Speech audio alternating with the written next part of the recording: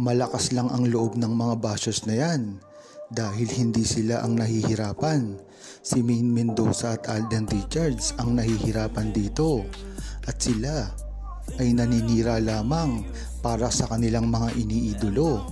Alam naman natin na ang labanan sa showbiz ay siraan ng kanya-kanyang mga bataan dahil wala na tumatalo sa Aldab Nation, kaya talagang pailalim na ang pagtira nila dito. Tandang-tanda ko pa ang labanan ng Aldab dati at ng iba't ibang mga love team katulad ng mga Katniel, Jadine, Kim Chiu at iba pa na mga fandom. Ngunit isa-isa itong naglaho. Napakaingay ng labanan dati kumpara ngayon. Dahil alam naman natin na talagang gusto nilang sinasalamin ang kanilang mga idolo, kagaya rin ng mga Aldab Nation na talagang sumasalamin sa relasyon ni Maine Mendoza at Alden Richards bilang Alden at Yaya Dab. Kaya ngayong naglaho na ang kanilang mga iniidolo, naghiwalay na ng mga landas ang kanilang mga sinusuportahan. Ito ay wala ng fandom. Ibig sabihin nito ay nawala na sila ng muka at talagang ginagantihan na lang nila ang Aldab Nation dahil sa mga pagkatalo nila dati. Alam natin yan dahil sa isang banda na yan ay talagang pinaglaban natin ang mga bashers. Kung matatandaan ko nga ay talagang kahit ang mga vloggers ngayon na mga sikat ay talagang tinutuligsa si Maine Mendoza at Alden Richards. Hindi na ito kailangang pangalanan pa, ngunit makikita mo sa internet ang mga sikat na vlogger na ito ay talagang sinisiraan si Maine Mendoza at Alden Richards para lamang sa kanilang mga interes at lalong-lalo na para lamang sumikat. Ano yan? Bakit ayaw pang sabihin ni Alden? Sabihin na niya, diba inamin na niya ang totoo ng karelasyon niya si Sakang. Bakit ayaw pa kasing itigil ang paggamit ni Alden kay Maine? Nababalahura na si Maine, palagi pa niyang post yung ganap nila ni Sakang. Tapos kung ano pa ang sasabihin asawa si Maine, lagi naman tinatanggi. Miss na daw si Sakang. Baka malaunan pati sikreto nila ganap ni Sakang. Post pa ni Alden, baka dumating yung oras na yung pagtanggi niya kay Maine ibigay na ni Maine. Sasaya na sila lalo ni Sakang. Hindi na matagalan ni Maine yung ginagawa ng pagtanggi ng mag-iina. I-boycott na ang TS at movie nila. Dapat ay mag-isip ang mga nagpo-post patungkol kay Maine Mendoza at Alden Richards dahil ang iba dito ay walang katotohanan. Yan na rin ang sinabi ko na talagang gumagawa ng istorya ang mga bashers. Dapat hindi ito paniwalaan dahil kitang-kita na naniniwala ang mga tao kahit pa hindi ito totoo. Wala naman talagang relasyon si Kathryn Bernardo at Alden Richards. Ngunit bakit sinisigaw pa rin ng mga bashers nila na meron silang relasyon? Ang ibig sabihin nito ay merong mga nagpapakalat ng mga maling impormasyon kahit hindi naman totoo. Yan talaga ang trabaho nila. Alam na natin at naranasan na natin yan na si Maine Mendoza at Alden Richards ay hindi na masyadong lumalapit sa publiko dahil makakasira din sa kanilang karir ito.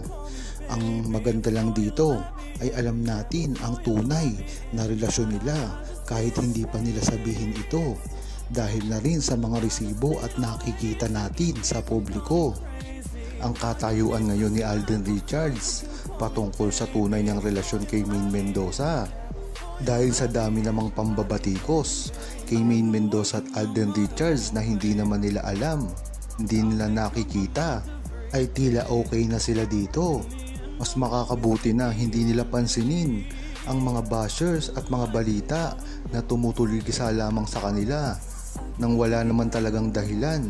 Walang kakwenta-kwentang mga balita na ang dahilan lang ay para sirain ang karir nila at ang buong Aldab Nation. Nang sa gayon, sila na ang maghari.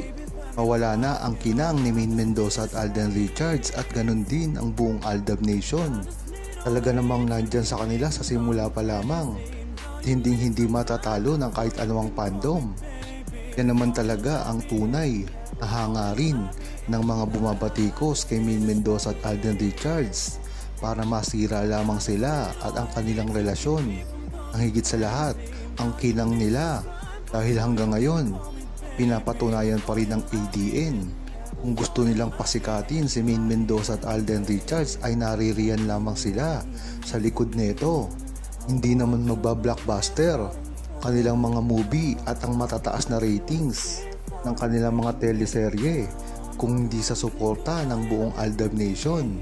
Example dito ay katulad kay Alden Richards ngayon na hindi naman nagsasalita, ngunit ang suporta ng buong Aldab Nation ay nasa kanya, kaya talagang napakatagumpay kanyang mga kumpanya, mga TV shows, iba pang mga engagement at proyekto nila sa telebisyon ay nanindigan naman ang dalawa na hindi pa rin nababali, nawawala kung ano man ang tunay na relasyon nila sa publiko.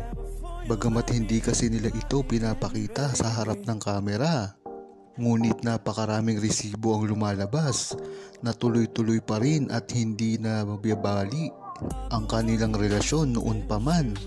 Ganun na ganun pa rin.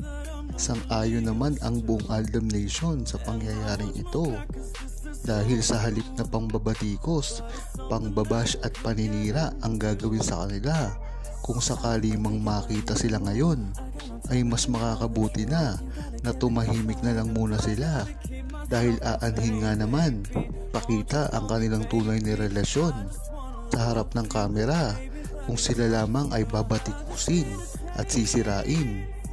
Ganun talaga kamahal ng buong Aldab Nation si Maine Mendoza at Alden Richards dahil kahit hindi man nila ito makita sa harap ng kamera ay pinapatunayan naman ni Alden Richards at Maine Mendoza ang kanilang relasyon sa likod ng kamera na gustong gusto naman talagang mangyari ng buong Aldab Nation na tumahimik muna sila at ayusin kung ano man ang gusto nila dahil sa bandang huli nananatili pa rin ang pagmamahal ng buong Aldab Nation kay Maine Mendoza at Alden Richards.